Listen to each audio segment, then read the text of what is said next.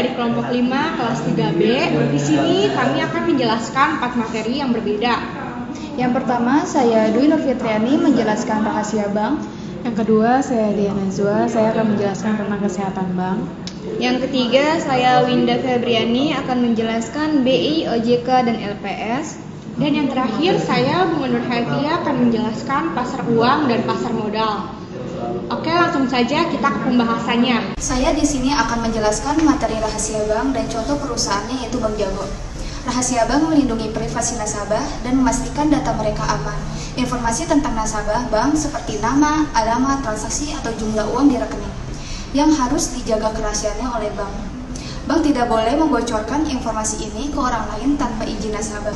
Tujuan yang pertama melindungi privasi nasabah, yang kedua menjaga kepercayaan publik terhadap sistem perbankan. Pengecualian rahasia bank meskipun bersifat wajib, ada beberapa kondisi di mana bank diperbolehkan membuka rahasia bank seperti pertama, permintaan dari pihak berwenang untuk kepentingan perpajakan dengan syarat-syarat tertentu sesuai aturan. Yang kedua, proses pengadilan atau penyelidikan kasus pidana di mana pembukaan data memerlukan persetujuan otoritas jasa keuangan atau yang disebut dengan OJK. Yang ketiga, persetujuan tertulis dari nasabah yang bersangkutan. Contoh rahasia Bank Jago, penerapan di Bank Jago sebagai bank digital berbasis teknologi. Bank Jago memiliki tantangan tambahan dalam memastikan kerahasiaan data nasabah yang di lingkungan digital.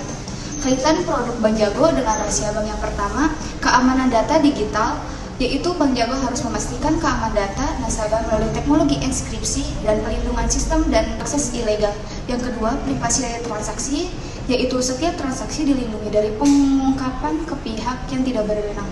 Yang ketiga, izin pengguna data, yaitu Bank Jago harus mendapatkan persetujuan nasabah untuk membagikan data tertentu saat berkolaborasi dengan mitra. Produk dari Bank Jago yang pertama, kantong Jago atau Jago Posket dalam fitur unik dari Bank Jago. Mengelola dana dalam kantong berbeda sesuai kebutuhan rekening Bank Jago, yaitu tabungan utama, rekening utama untuk simpan dana dan transaksi tanpa biaya.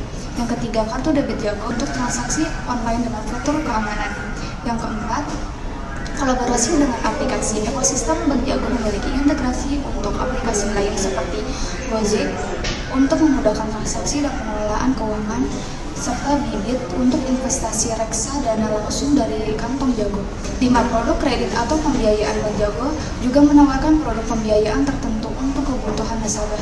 Dasar hukum dan bukti komitmen Bank Jago mematuhi regulasi nasional, yaitu meliputi yang pertama, Undang-Undang Nomor 10 Tahun 1998 tentang Perbankan yang menetapkan bahwa rahasia bank meliputi semua hal terkait keuangan nasabah.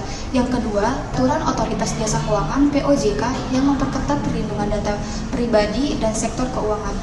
Di sini saya akan menjelaskan materi kesehatan bank. Nah, kesehatan bank ini dapat diartikan sebagai kemampuan suatu bank untuk melakukan kegiatan operasional perbankan secara normal dan mampu memenuhi semua kewajibannya dengan baik dengan cara-cara yang sesuai dengan peraturan perbankan yang berlaku. Nah, peraturan tentang kesehatan bank tersebut merupakan suatu batasan yang sangat luas karena kesehatan bank memang mencakupi kesehatan suatu bank untuk melaksanakan seluruh kegiatan usaha perbankannya. Nah, di sini ada kegiatan yang mencakupinya. Pertama itu ada kegiatan kemampuan menghimpun dana dari masyarakat, dari lembaga lain, dan dari modalnya sendiri. Nah, kedua ada kemampuan mengolah dana. Ketiga ada kemampuan untuk menyalurkan dana ke masyarakat, karyawan, dan pemilik modal dan pihak lainnya. Dan keempat ada pembenahan peraturan perbankan yang berlaku. Nah, di sini juga ada pihak-pihak yang berkepentingan dalam melaporkan keuangan, terdiri dari pihak internal dan juga pihak eksternal. Nah, pihak internal ini terdiri dari dua pihak. Pertama itu ada pihak manajemen, kedua ada pemilik perusahaan, dan ada juga pihak eksternal yaitu terdiri dari pertama ada investor, kedua ada kreditur, ketiga ada pemerintahan. Adapun di sini contohnya analisis perhitungan tingkat kesehatan bank BCA menggunakan metode RIS periode 2019 sampai 2023. Nah, pertama ini ada dalam menghitung risk profit terdapat rasio yang digunakan yaitu LDR dan LPL. Dan kedua ini ada good corporate governance menerapkan prinsip untuk memaksimalkan nilai dan berkelanjutan perusahaan. Dan ketiga ada earning atau rentabilitas, karena ada return of asset yang mengukur aktivitas dalam menghasilkan keuntungan. Dan juga ada return on equity yang mengukur laba dibandingkan likuiditas. Dan juga ada NIM, net interest margin, yang indikatornya pendapatan bunga bersih. Dan juga ada BOPO, rasio berpendapat operasional. Dan yang keempat ada kapital permodalan yang dinilai dengan KAR perbandingan modal terhadap aktivitas pertimbangan risiko. Jadi penilaian tingkat kesehatan pada PT Bank Sentral Asia Tbk periode 2019 sampai 2023 ini menggunakan metode REACH. Periode 2019 Bank BCA ini dapat mendapatkan bobot nilai risk 90% dengan peringkat komposit dengan predikat sangat sehat. Periode 2020 Bank BCA mendapatkan pendapat bobot nilai risk 97,15% dengan peringkat komposit 1 dengan predikat sangat sehat. Nah, periode 2021 Bank BCA mendapatkan bobot nilai risk 95% dengan peringkat komposit dengan predikat yang sangat sehat.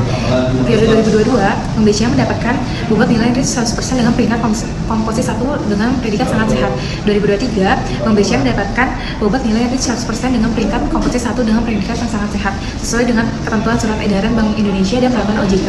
Bank yang memiliki bobot peringkat kesehatan lebih dari 86% mendapatkan peringkat komposit 1 dengan peringkat sangat sehat. Maka dapat ditarik kesimpulan bahwa PT Bank Sentral Asia Tbk 2019-2023 tergolong dalam bank yang sangat sehat dengan bobot lebih dari 86% dengan rata-rata bobot 97,5% yang dapat dari hasil perhitungan laporan keuangan PT Bank Sentral Asia Tbk periode 2019-2023 menggunakan metode REACH. Penilaian bobot peringkat komposit Bank BCA menunjukkan Bank BCA adalah bank yang sangat sehat karena memperoleh rata-rata nilai pada level 1 dengan nilai rata 97,5%. Di sini saya akan menjelaskan BI, OJK, dan LPS mengenai Bank Mandiri. Bank Indonesia, Otoritas Jasa Keuangan, dan Lembaga Penjamin Simpanan adalah 3 lembaga yang memiliki peran strategis dalam menjaga stabilitas sektor perbankan di Indonesia. Ketiga lembaga ini saling melengkapi dalam menjaga stabilitas keuangan dan perbankan. Bank Mandiri sebagai salah satu bank sistematik di Indonesia beroperasi di bawah regulasi yang diawasi ketat oleh BI, OJK, dan LPS. Berikut adalah penjelasan hubungan masing-masing lembaga tersebut dengan Bank Mandiri. Yang pertama, Bank Indonesia atau BI. Sebagai bank sentral, BI bertanggung jawab dalam menjaga stabilitas moneter, sistem pembayaran, dan stabilitas sistem keuangan. Hubungan BI dengan Bank Mandiri yaitu pertama, mengatur kebijakan moneter yang memengaruhi suku bunga dan likuiditas perbankan, termasuk Bank Mandiri. Yang kedua, dalam sistem pembayaran, Bank Mandiri wajib memenuhi aturan BI dalam sistem pembayaran, termasuk implementasi QRIS dan transaksi real-time online banking. Yang ketiga, BI juga memantau resiko sistematik perbankan untuk mencegah gangguan besar yang dapat memengaruhi Bank Mandiri sebagai salah satu bank terbesar di Indonesia. Yang kedua, Otoritas Jasa Keuangan OJK. OJK adalah lembaga independen yang mengatur dan mengawasi sektor jasa keuangan termasuk perbankan, pasar modal, dan asuransi. Hubungan OJK dengan Bank Mandiri yaitu pertama, OJK memeriksa kepatuhan Bank Mandiri terhadap regulasi perbankan seperti manajemen risiko, tata kelola perusahaan, dan pelaporan keuangan. Yang kedua, OJK memastikan Bank Mandiri melindungi nasabah melalui layanan yang adil dan transparan. Yang ketiga, setiap produk keuangan baru yang dikeluarkan Bank Mandiri harus mendapatkan persetujuan dari OJK. Tiga, Lembaga Penjamin Simpanan atau LPS. Peran LPS menjamin simpanan nasabah hingga 2 miliar per nasabah per bank dan membantu menyelesaikan masalah jika terjadi kegagalan bank. Hubungan LPS dengan Bank Mandiri yaitu pertama, simpanan nasabah di Bank Mandiri secara otomatis dijamin oleh LPS selama memenuhi syarat suku bunga tidak melebihi tingkat yang ditetapkan dan tidak melanggar ketentuan. Yang kedua, Bank Mandiri diwajibkan membayar premi penjamin simpanan kepada LPS sebagai bagian dari kewajiban perbankan di Indonesia.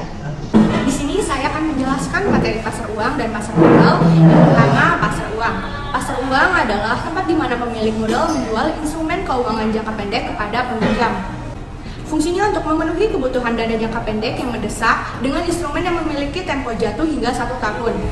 Pasar ini menawarkan likuiditas tinggi dari risiko harga rendah serta berperan penting dalam kebijakan moneter dan stabilitas ekonomi. Dengan transaksi yang cepat dan biaya rendah, pasar uang menjadi alternatif sumber pembiayaan yang efisien bagi pelaku pasar dan mendukung kelancaran sistem keuangan. Adapun instrumen pasar uang yang pertama, deposito. Deposito adalah surat berharga yang diterbitkan oleh bank dengan jumlah tertentu dan bisa dipindah tangankan. Lalu yang kedua ada call money. Call money merupakan instrumen pasar uang yang berfungsi untuk mengalihkan sementara kelebihan uang jangka pendek dari bank. Yang ketiga, surat berharga pasar uang. Surat berharga yang dikeluarkan oleh bank sebagai surat pelunasan utang atas persetujuan nasabah.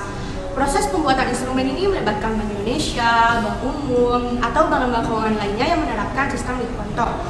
Lalu yang kedua ada pasar modal.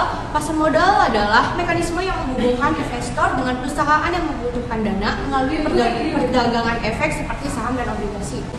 Di Indonesia, pasar modal diatur oleh Bursa Efek Indonesia dan berfungsi untuk memobilisasi dana, memberikan likuiditas, serta menyediakan informasi kepada investor.